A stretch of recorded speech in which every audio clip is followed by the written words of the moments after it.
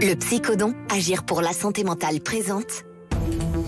Sud Radio, la roue des émotions, 13h30, 14h, Didier Meyran. Bonjour à tous, je suis très heureux de vous retrouver pour la roue des émotions. Vous le savez, nous avons tous 6 émotions qui animent notre santé mentale: la joie, la tristesse, la colère, la peur, la surprise et le dégoût. Comme chaque semaine, je vous propose de décrypter les faits marquants de l'actualité par le prisme des émotions et de prendre de la distance face au flux incessant de l'information. Et pour nous accompagner aujourd'hui avec nous, le docteur Mathieu Bernard. Bonjour. Bonjour Didier, merci de m'accueillir. Vous êtes cardiologue et vous publiez Le cœur, notre autre cerveau aux éditions Larousse. Les actualités nous impactent avec émotion, elles influencent aussi notre rythme cardiaque. Alors, docteur Mathieu Bernard, premières explications. Comment mieux comprendre le lien entre émotion, rythme cardiaque et santé mentale? Alors, le cœur et le cerveau sont directement liés par tout un réseau nerveux. Et le cœur et le cerveau s'impactent mutuellement. C'est-à-dire que si je suis stressé, je vais sécréter des neurotransmetteurs du stress qui vont avoir tendance à accélérer le cœur. Mais à contrario, si mon cœur s'accélère, il va envoyer en retour des messages au cerveau comme quoi quelque chose ne va pas et déclencher de la panique. Donc les auditeurs qui ont pu avoir des palpitations avec le cœur qui accélère alors qu'ils sont au repos savent de quoi je parle. Et l'une des solutions dans cet état, c'est de réussir à calmer le cœur, à ralentir la fréquence cardiaque, qui cette fois-là va envoyer des messages apaisants au cerveau, qui vont pouvoir faire redescendre la pression et redevenir un peu plus détendu.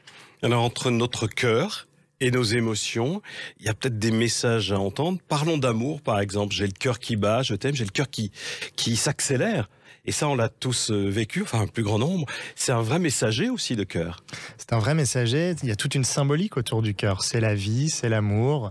On porte son alliance, je vous le rappelle, à l'annulaire gauche parce que les anciens, avant qu'on ne découvre l'anatomie véritablement, pensaient que l'annulaire gauche était directement relié au cœur par une structure anatomique. Et donc oui, il y a toute une symbolique derrière ce cœur et ses émotions.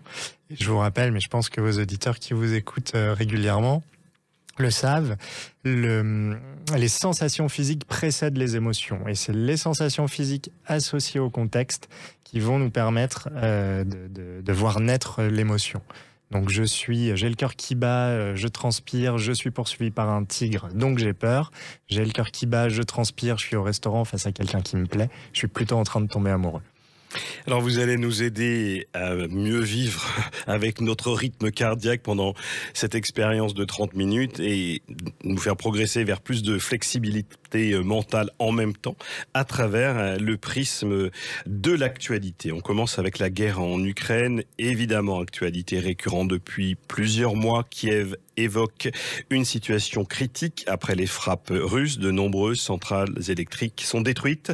Ces attaques provoquent d'importantes coupures de courant à l'approche de l'hiver et les régions sont très dépendantes les unes les autres, nous dit-on selon le gouvernement ukrainien.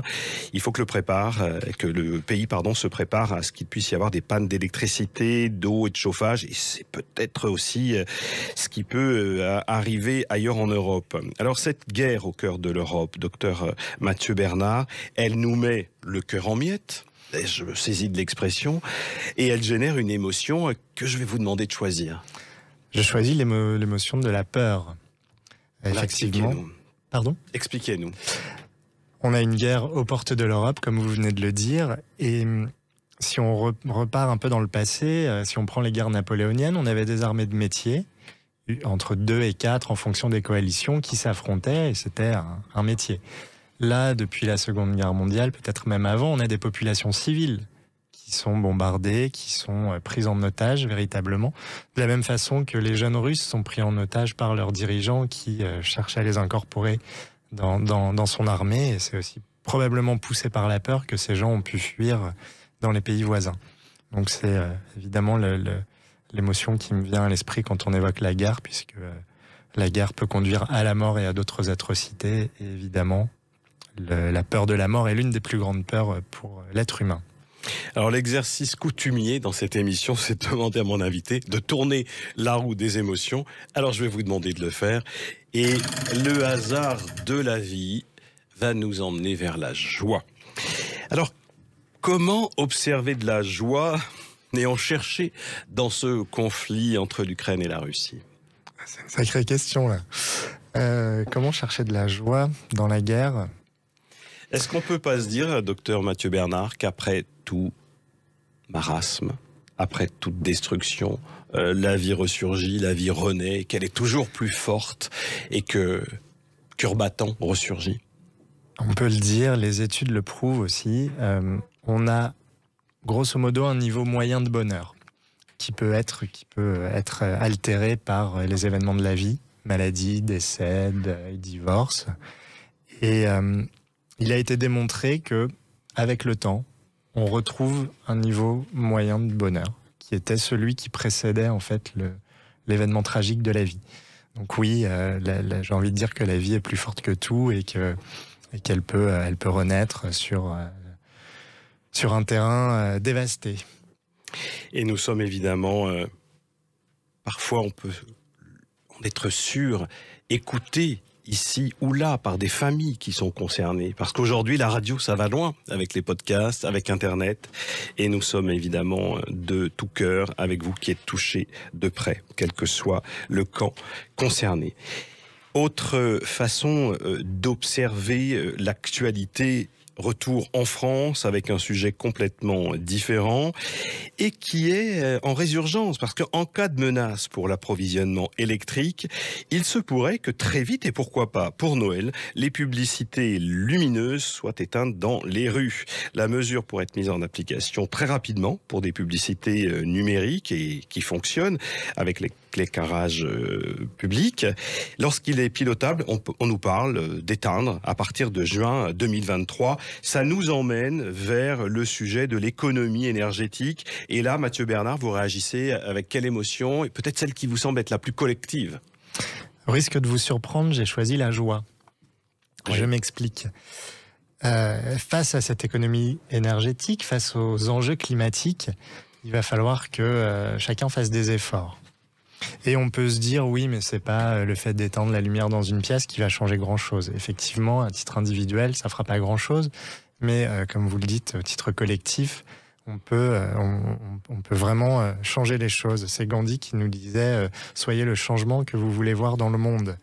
Je pense également à cette fausse légende amérindienne du colibri dans cette forêt amazonienne en feu qui va pêcher quelques gouttes dans la rivière pour les jeter sur les flammes avec le tatou qui s'énerve en disant « Mais colibri, qu'est-ce que tu fais? Tu nous embêtes plus qu'autre chose ». Et le colibri répond simplement qu'il fait sa part des choses. Et pourquoi la joie? Parce que si l'on veut changer les choses, et notamment en matière climatique, on a besoin de trois choses. La première, c'est avoir des objectifs précis.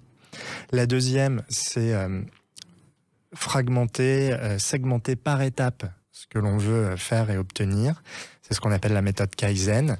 Et la troisième chose qui est essentielle, fondamentale, c'est avoir une vision positive de l'avenir. Et sans cette vision positive de l'avenir, sans cette joie, en fait, sans cette croyance en un avenir possible, radieux, on n'arrivera pas à impulser, en fait, le changement. Et moi, j'ai presque envie de penser qu'à éteindre les lumières, on peut avoir envie de rayonner davantage envers les autres et que peut-être la lumière peut jaillir de nos têtes, de nos cœurs et d'être plus généreux, d'être plus lumineux. C'est peut-être une opportunité. Éteignons un peu plus dans les rues et rayonnons davantage avec les autres. Est-ce qu'on peut tourner la roue? En même temps, vous alliez réagir. Allez-y. Non, je vais tourner la roue. Vous voulez tourner la roue? Non, j'abonde à ce que vous dites. La joie vous poursuit. La joie me poursuit. Allez. Il y a de la joie. J'ai envie de rester sur la joie. Voilà, parce qu'elle est essentielle et plus on est heureux et meilleure est notre morale, meilleure est notre santé mentale.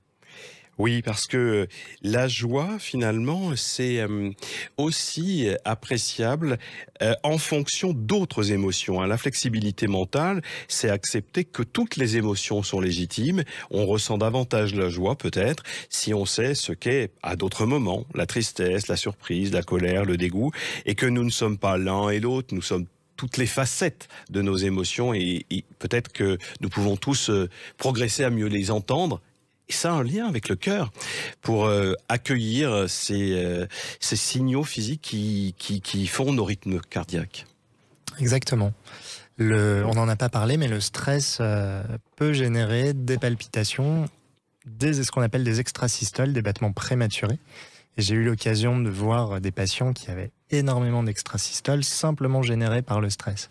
En corrigeant les événements stressants, quand ceux-ci ont disparu, en fait, on a pu voir les extrasystoles disparaître également avec ces événements. Donc oui, le stress, la peur, l'anxiété, peut-être même la colère, ont un impact sur notre cœur. Donc il y a, comme on le disait en début d'émission, vraiment un lien direct entre notre cœur et notre cerveau, et entre notre cœur et nos émotions. Il y a, semble-t-il, tout un tas d'expressions, de langage qui touchent au cœur et à la santé mentale.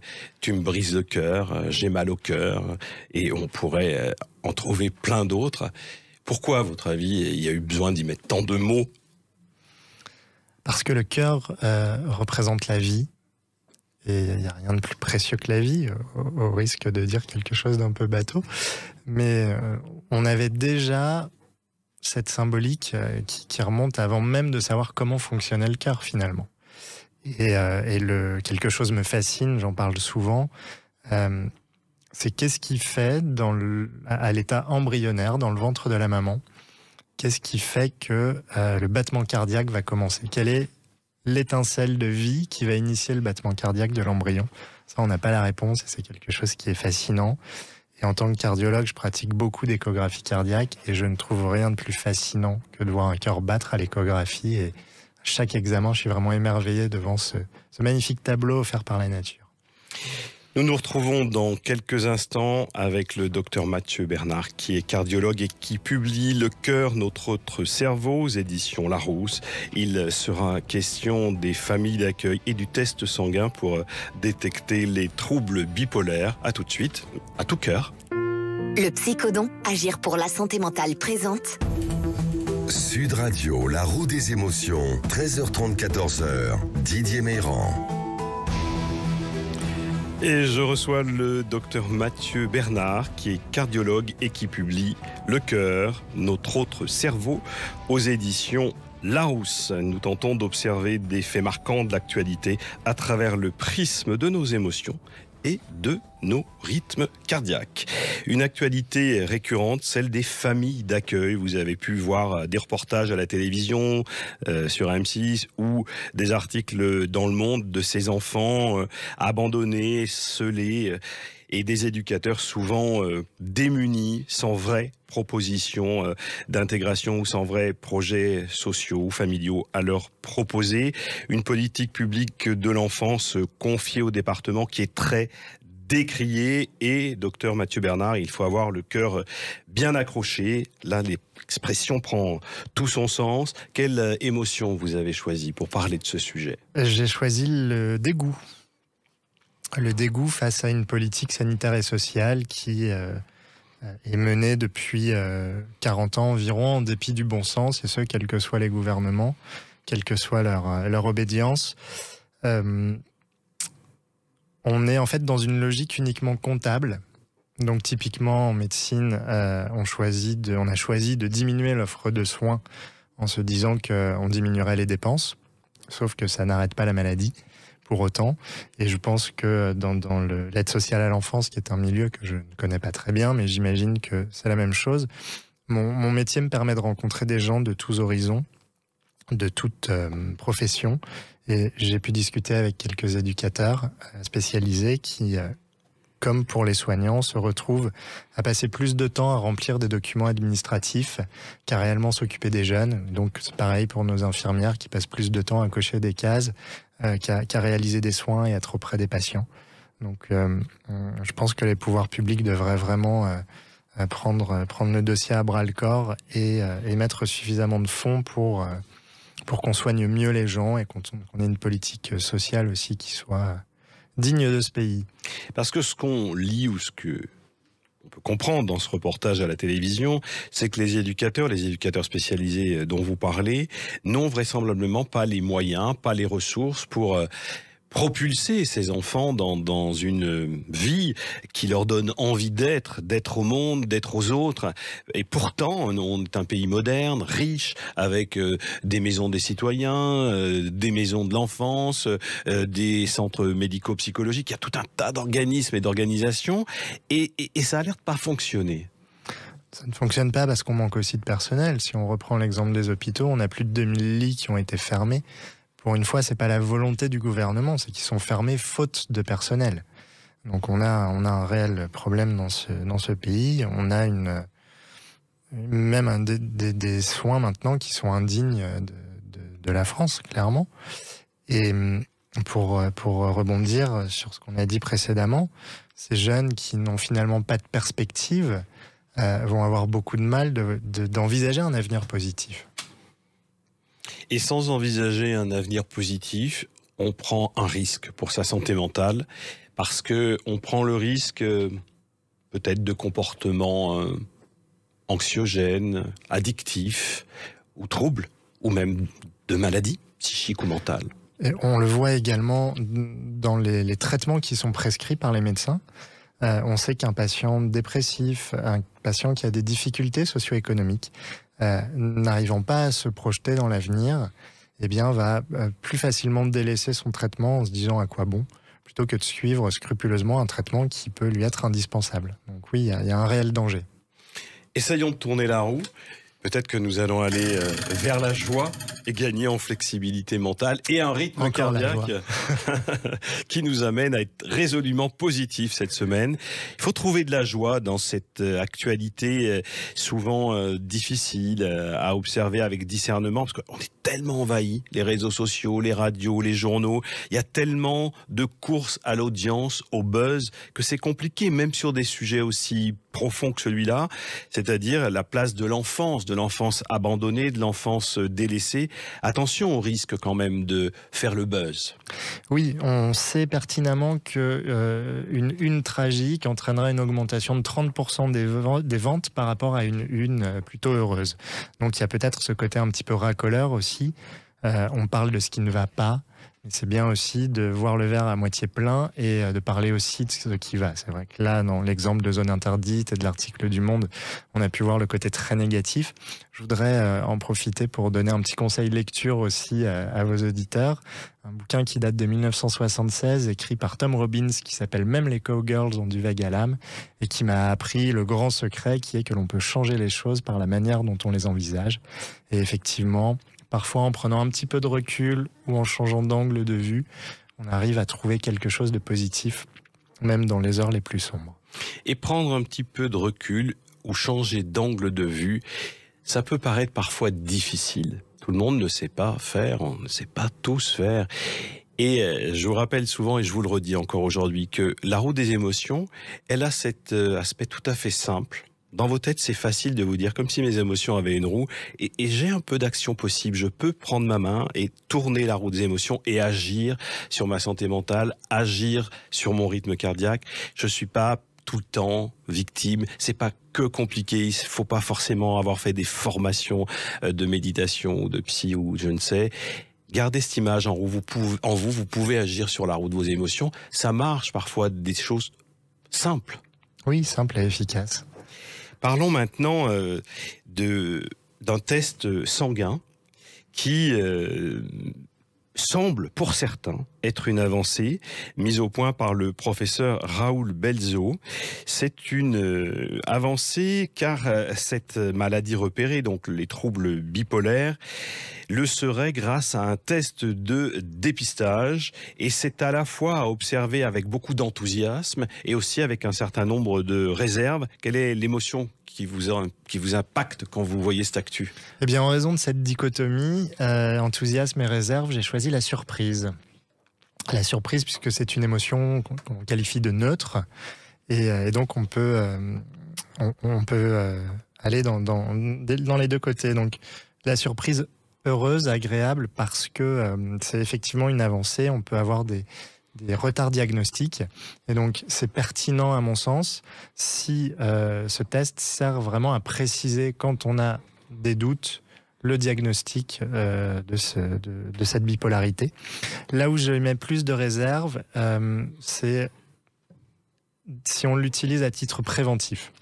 C'est-à-dire, dans le cadre d'une recherche familiale, on a des parents, des grands-parents qui ont une bipolarité. Tiens, on va faire le test. On va faire le test. Est-ce que je risque d'en avoir une ? On risque d'être étiqueté. C'est ça, on risque d'être étiqueté, on sait qu'il y a un terrain biologique, mais ça n'est pas forcément héréditaire et on risque de se voir, alors soit coller une étiquette, soit avoir une espèce d'épée de Damoclès au-dessus de la tête si le test est positif et ça peut nous gâcher la vie. Et tout dépend en plus comment est fait l'annonce diagnostique, ça c'est aussi un peu mon combat. En médecine, on n'est pas forcément préparé à l'approche psychologique. Et malheureusement, on voit des patients qui sont très affectés, presque traumatisés par des propos qui sont délivrés un peu bruts de décoffrage, sans prendre de gants, sans les préparer. Oui, parce qu'on ne sait pas toujours, quand on est médecin comme vous, quelle est la puissance de la blouse blanche sur l'autre. Le message que vous délivrez peut être à même de générer beaucoup d'émotions, donc de troubles chez celui qui le reçoit.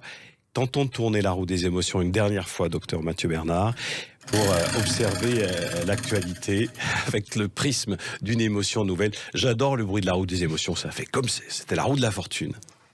Et c'est une vraie fortune que de changer d'émotion et de gagner en flexibilité mentale. Ça donne tellement de bonheur de se dire « Ah bon, je peux quand même agir un peu, je peux quand même changer d'émotion. » Alors là, vous êtes allé où ?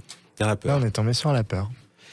Alors bon, il y a des peurs à ce que parfois les avancées médicales, scientifiques soient parfois un peu hasardeuses. On en a vu même pendant le Covid. Il y a eu toujours des apprentis sorciers. Oui, alors je reviens sur ce test en particulier et on va parler de dépistage des troubles bipolaires. Voilà, on va parler de la peur, puisque ce test n'est pas qu'une simple prise de sang, il est couplé à un questionnaire et le tout est analysé par une intelligence artificielle. Et les médecins peuvent avoir peur de cette intelligence artificielle et de l'essor qu'elle risque de prendre et peut-être de pousser les médecins vers la porte de sortie. On a une intelligence artificielle qui a passé le concours de médecine en Chine, qui l'a eu et qui a eu une note plus élevée que la plupart des étudiants. Simplement, il faut bien comprendre que l'intelligence artificielle en médecine, c'est un apport. Le médecin garde le contrôle sur l'intelligence artificielle et c'est vraiment une coopération entre les deux. Donc, faut nuancer tout ça. Faut nuancer tout ça, mais la peur peut être légitime vis-à-vis de cette intelligence artificielle dans le domaine médical. Alors, comme cardiologue, vous incitez beaucoup à une pratique qui est la cohérence cardiaque. Quelques mots et en quoi ça peut être positif pour notre santé mentale. Alors, très rapidement, il faut que je fasse quelques explications physiopathologiques. On a deux systèmes nerveux, un système nerveux volontaire qui est celui qui me permet de vous parler, pour ceux qui regarderont, de faire coucou avec les mains, et un système nerveux autonome qui va gérer toute notre physiologie corporelle, qui est automatique, inconscient, qui va régler notre température interne, notre fréquence cardiaque, notre pression artérielle, notre digestion, etc. Ce système nerveux autonome est divisé en deux branches. Une branche sympathique, qui est médiée par l'adrénaline, qui va être stimulée en cas de stress, qui prépare le corps en fait à combattre ou à fuir, et une branche parasympathique qui fait l'exact inverse, qui est là pour la récupération de l'énergie, pour le repos. C'est la branche du zen, du cool. Et ces deux branches sont à peu près équilibrées, sauf en cas de malaise vagal où c'est le parasympathique qui prend le dessus, sauf en cas de stress où c'est le sympathique qui prend le dessus.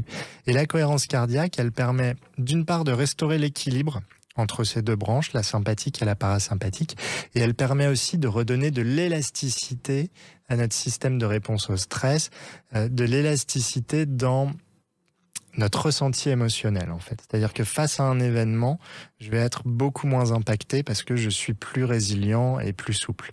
Et comment on active en fait cet état de cohérence cardiaque? En utilisant l'unique paramètre sous la dépendance des deux systèmes nerveux qui est la respiration. Simplement en respirant à une certaine fréquence, je suis capable de maîtriser tout cela. Et on peut inviter nos auditeurs à faire des recherches, à se renseigner sur la cohérence cardiaque. Je rappelle que vous publiez Le cœur, notre cerveau aux éditions Larousse. Une bonne idée de lecture pour ceux à qui il reste encore quelques jours de vacances, alors que les vacances de Toussaint se terminent. Mathieu Bernard, merci beaucoup. Merci à vous, Didier. À très bientôt. Et puis, pour ce dimanche, en famille, demain, un grand standard au cinéma, le retour de Belle et Sébastien, nouvelle génération, avec un casting étonnant, avec la très joyeuse Michèle Larocque. Je vous souhaite à toutes, à tous un bon week-end. Rendez-vous la semaine prochaine. Au revoir. Merci. Sud Radio, la roue des émotions. Didier Meilran. Avec le Psychodon, agir pour la santé mentale.